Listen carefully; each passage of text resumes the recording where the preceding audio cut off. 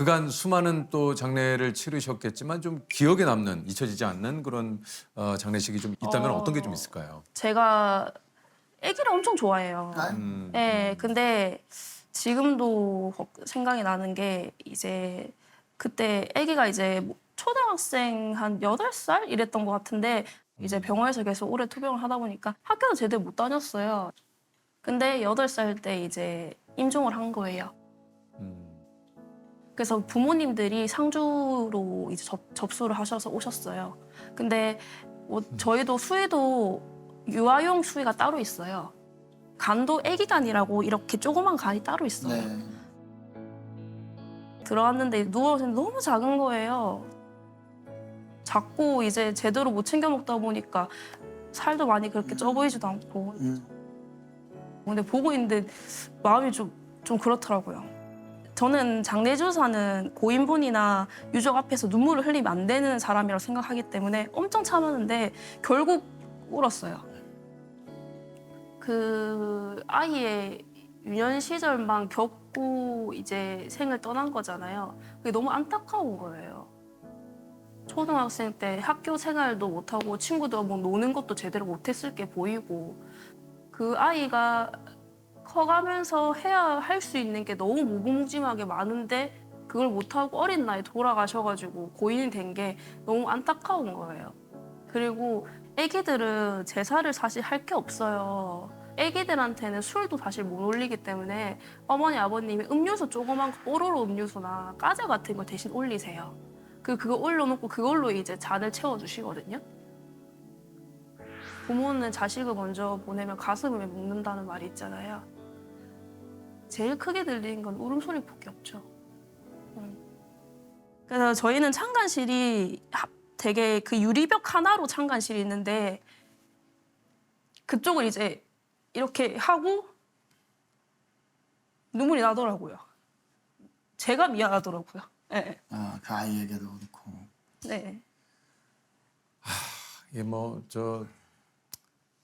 어느 죽음 하나 슬프지 않은 죽음이 어디 있겠습니까마는 이게 아이를 이 세상을 온전히 마음껏 누리고 살아보지도 못한 아이가 떠나는 그 슬픔은 네. 정말 그 가족분들과 부모님의 마음은 진짜 상상조차 하기가 너무 힘드네요. 제가 대학교 때 교수님이 있었어요. 그분이 한번 얘기해 주셨던 게 있었는데 이제 아들이 돌아가시고 이제 상주가 어머님이신 거예요. 아드님이 이제 계속 어린 나이에 돌아가시다 보니까 한 번도 제대로 된 따뜻한 밥을 못 해줬대요. 그래서 그 따뜻한 밥을 못 해준 게 너무 기억에 남다 보니까 한이 맺히셨나 봐요.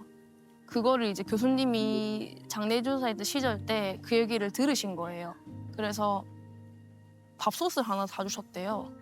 거기 장례식장에서 쌀이랑 밥솥을 사주셔서 여기서 밥을 지으시라. 그래서 밥솥을 사서 거기다 쌀을 채워서 밥을 해서 그 따뜻한 밥을 상위에 올렸대요. 그 올리면서 어머님이 진짜 많이 우셨다고 하더라고요.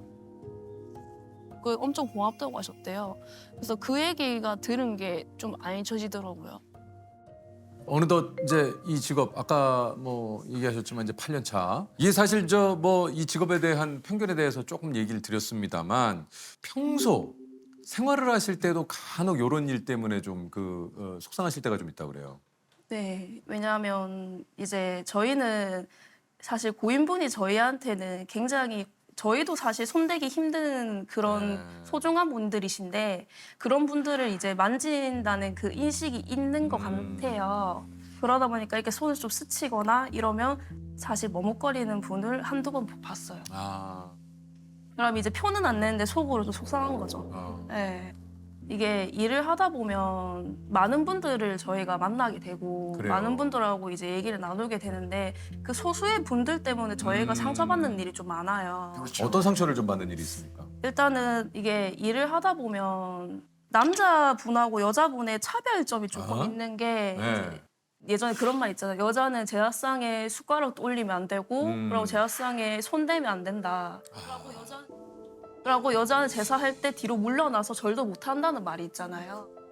그게 언제적 얘긴데. 근데 제가 이제 장례를 하러 갔는데 이제 입간을 다 끝내고 제사를 이제 보러 갔어요. 입간 끝나고 하는 제사가 성복제라는 제사예요. 네. 근데 그 제사를 이제 보러 들어갔는데 이제 들어가면 신발이 앞에까지 이렇게 나와 있는 거예요. 그래요. 그래서 딱 보고 느꼈죠. 아, 이분들은 가족분이 많구나. 음. 근데 줄도 안 세웠는데 줄을 다 서 계시는 거예요. 앞에 아들부터 손자까지. 그래서 제가 그런 걸 안 물어보는데 혹시 집안에 장례를 하시는 전통적으로 뭐 올리시는 방법이나 가가래가 있으시냐 이렇게 물어봤더니 그런 거 없다. 지도사님이 도와주시면 된다라고 얘기하시더라고요. 그래서 저는 했는데 이게 숟가락을 건들려고 하니까 약간 째려보시고 그리고 술잔 올려가니까 제가 따르겠습니다 하고 따르시니까 제가 할 게 없는 거예요. 뭔가를 하려고 하니까 터치를 못하게 하시는 거예요. 하. 그래서 제가 그러면 장례를 이거를 장례 쪽에 하는 제사를 안 보고 충무만 읊어드리고 나가겠다. 그래도 충무를 읊으려고 하니까 저만 원래 충무를 읊을 때는 이제 바라보는 영정사진 앞에서 모든 사람이 무릎을 꿇어야 돼요. 지도사도. 왜냐하면 고인분한테 대하는 그렇죠. 그 예의니까. 예의니까. 근데 저만 무릎 꿇고 다 서 계시는 거예요. 뭐야? 그날 처음 울었어요. 그렇지. 아니 네. 아니 이게 지금 그분들에게 도움을 드리러 간 건데. 그러니까 말이에요. 아니 이런 아직도 이런 분들이 계십니까? 아직 이게- 세상이 지금 바뀐 지가 언젠데 아직도 예. 그리고 내 가족의 마지막 그 길을 그렇죠. 가장 잘 보내줄 수 있게 도와주시는 분한테. 이렇게 생각해 주시고 너무 고마운데 아니신 분들이 간혹가다 계시더라고요. 여자가 장례조사를 하면 뭐 신내림을 받아야지 장례조사를 한다. 뭐 이런 얘기도 했었고 예전에 제가 제일 듣기 싫어하는 호칭이 아가씨, 도우미 이런 걸 저한테 부른 적이 많으세요. 그렇게 얘기하지 마시라. 저는 장례조사다. 그럼 선생님은 장례를 도와주려고 올라온 직원이다. 그 설명을 아차 죄송하다고. 네, 저는 그런 줄 몰랐다고. 어떻습니까? 이 일을 처음 시작했던 8년 전과 지금 네. 예전하고 조금 달라진 점이 좀 있을까요? 본인이?